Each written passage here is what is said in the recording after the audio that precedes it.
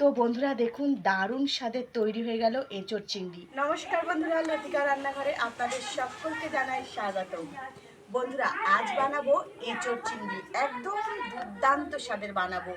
তো আপনাদের প্রত্যেককে অনুরোধ রইল আজকের এই রেসিপিটি আপনারা প্রথম থেকে শেষ পর্যন্ত দেখুন। আমি আশা করব আজকের এই রেসিপিটি আপনাদের ভালো লাগবে। বন্ধুরা এখানে আমি একটা এঁচোড় নিয়েছি, দেখুন একদম গাছের টাটকা এঁচোড়, সবেই পাড়া হয়েছে, আঠা ভর্তি। তো এই এঁচোড়টার আজকে রেসিপি বানিয়ে আপনাদের দেখাবো। তো গামলাতে আমি নিয়ে নিয়েছি জল, জলের মধ্যে দিয়ে দেবো একটু সরষের তেল, তাহলে আঠাটা কিন্তু ভালোভাবে হয়ে যাবে, লাগবে না হাতে। আর দিয়ে দেবো একটু হলুদ।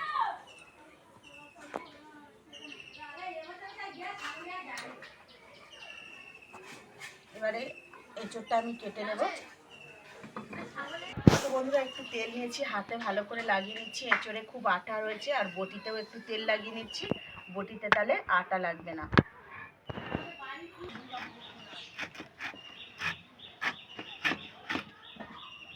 বন্ধুরা দেখুন এঁচোড়ে আটা ভর্তি, একদম গাছের সদ্য।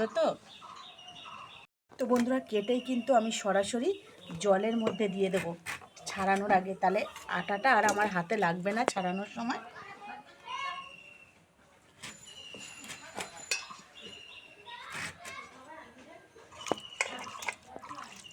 তো বন্ধুরা দেখুন জলের মধ্যে তেল আর হলুদ দিয়েছিলাম, আটাগুলো কেমন ছেড়ে ছেড়ে যাচ্ছে দেখুন।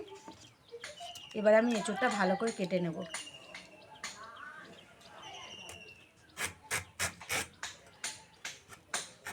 এঁচোড় একটু বাদিয়ে বাদিয়ে ছাড়াতে হয়।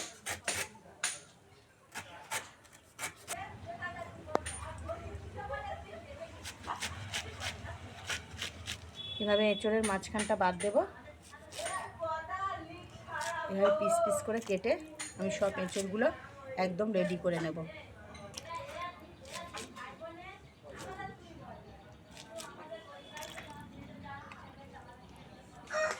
তো বন্ধুরা আমি উনুন জ্বেলে দিয়েছি আর বসিয়ে দিচ্ছি কড়া, আর কড়ার মধ্যে দিয়ে দেব পরিমাণ মতো জল। প্রথমেই আমি এঁচোড় আলুগুলো সিদ্ধ করে নেব। তো বন্ধুরা আমি এঁচোড়গুলো কেটে নিয়েছি, আর তার সঙ্গে 4 থেকে 5টা মাঝারি সাইজের আলুও কেটে দিয়েছি একটু বড় বড় করে। তো বন্ধুরা দিয়ে দিচ্ছি একটু লবণ, আর ঢাকা দিয়ে দিচ্ছি 15 মিনিট মতো, ঢাকা চাপা দিয়ে এঁচোড়টা খুব ভালোভাবে সিদ্ধ করে নেব।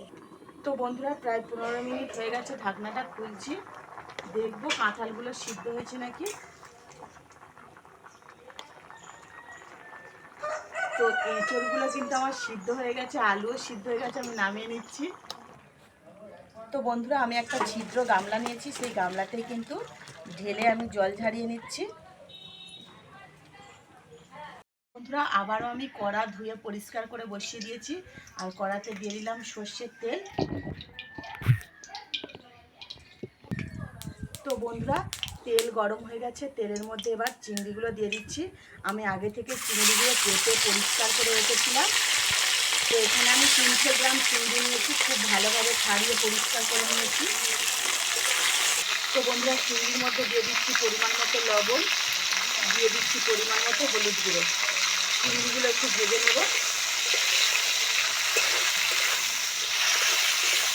তো বন্ধুরা চিংড়িগুলো নেড়ে চেড়ে আমি ভেজে নিয়েছি, এবার চিংড়িগুলো তুলে নিচ্ছি।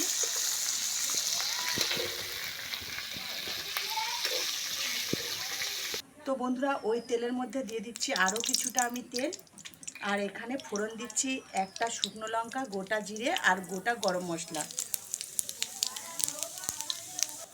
আর দিয়ে দিচ্ছি 2টো তেজপাতা। তো গরম মশলা, শুকনো লঙ্কা, গোটা জিরে আমার ভাজা ভাজা হয়ে গেছে, খুব সুন্দর সেন্ট বেরোচ্ছে। এই পর্যায়ে দিয়ে দিচ্ছি কেটে রাখা পেঁয়াজ।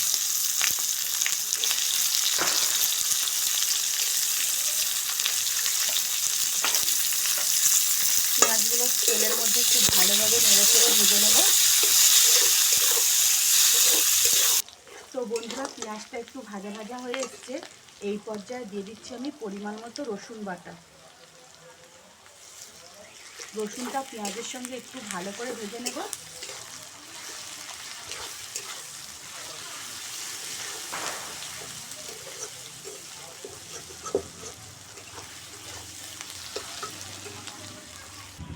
তো বন্ধুরা, রসুন আর পেঁয়াজ ভাজা হয়ে গেছে। এই পর্যায়ে দিয়ে দিচ্ছি আমি 1 চামচ মতো চিনি। চিনি দিয়ে একটু ভালো করে নেড়ে চেড়ে দিচ্ছি। আর এই পর্যায়ে দিয়ে দেবো কেটে রাখা টমেটো।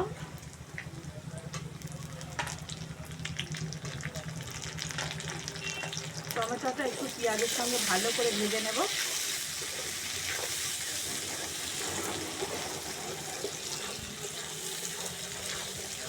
তো বন্ধুরা, পেঁয়াজের সঙ্গে টমেটোটা একটু ভালো করে ভেজে নিয়েছি। এই পর্যায়ে দিয়ে দিচ্ছি 1 চামচ মতো কাশ্মীরি লাল লঙ্কার গুঁড়ো। একটু আবারও নেড়ে ছেড়ে দেবো। এই পর্যায়ে দিয়ে দেবো আমি আদা বাটা, পরিমাণ মতো আদা বাটা দিয়ে দিলাম। আবার একটু নেড়ে দেবো। তো এই পর্যায়ে দিয়ে দেবো আমি পরিমাণ মতো ঝাল লঙ্কার গুঁড়ো, দিয়ে দেবো পরিমাণ মতো হলুদ গুঁড়ো, দিয়ে দেবো 1/2 চামচের একটু কম ধনে গুঁড়ো, 1/2 চামচের একটু কম জিরে গুঁড়ো। ভালো করে আমি নেড়ে চেড়ে দেবো সমস্ত মশলাগুলো। তো বন্ধুরা, কিছুক্ষণ মশলাগুলো নেড়ে চেড়ে দিয়েছি। এই পর্যায়ে একটু জল দিয়ে দিচ্ছি।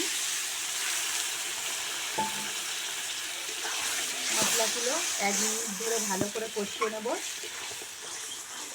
তো বন্ধুরা, 1 মিনিট ধরে মশলাটা দেখুন খুব ভালোভাবে আমি কষিয়ে নিয়েছি। এবারে এই পর্যায়ে দিয়ে দিচ্ছি এঁচোড় আর আলু সিদ্ধ।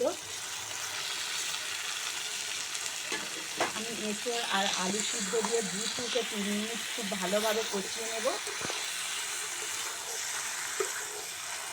তো বন্ধুরা, এই পর্যায়ে দিয়ে দিচ্ছি আমি চিংড়ি। চিংড়িটা এঁচোড়ের সঙ্গে দিয়ে খুব ভালো করে কষিয়ে নেব। তো বন্ধুরা, এই পর্যায়ে দিয়ে দেবো আমি পরিমাণ মতো লবণ।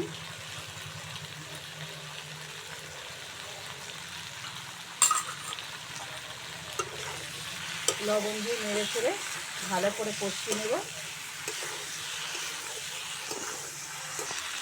তো বন্ধুরা, দেখুন এঁচোড় আর আলু খুব ভালোভাবে আমার কষানো হয়ে গেছে। আর দেখতেই পাচ্ছেন কতটা সুন্দর লাগছে দেখতে। গরম গরম ভাতে, রুটি, পরোটাতে কিন্তু একদম জমে যাবে। তো এই পর্যায়ে দিয়ে দেবো আমি পরিমাণ মতো জল। খুব বেশি জল দেবো না, আমি একটু মাখা চাকাই করবো। তো বন্ধুরা, আমি এতটা পরিমাণ জল দিলাম। এবারে একটু নেড়ে চেড়ে দিচ্ছি আর ঢাকা দিয়ে দেব 5 মিনিট।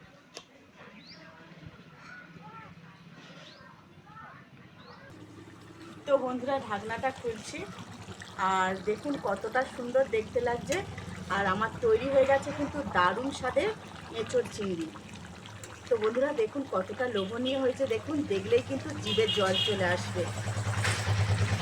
তো বন্ধুরা, এবারে দিয়ে দিচ্ছি আমি গরম মশলার গুঁড়ো। গরম মশলার গুঁড়ো একটু দিয়ে ভালো করে নেড়ে ছেড়ে দিচ্ছি। তো বন্ধুরা, আমার এঁচোড় চিংড়ি হয়ে গেছে। এবার আমি একটা অন্য পাত্রে ঢেলে রাখছি।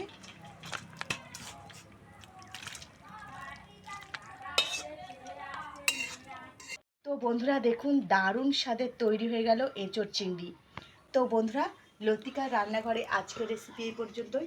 আবারও দেখা হবে নতুন একটা রেসিপি নিয়ে। ততক্ষণ আপনারা ভালো থাকবেন। Bye bye.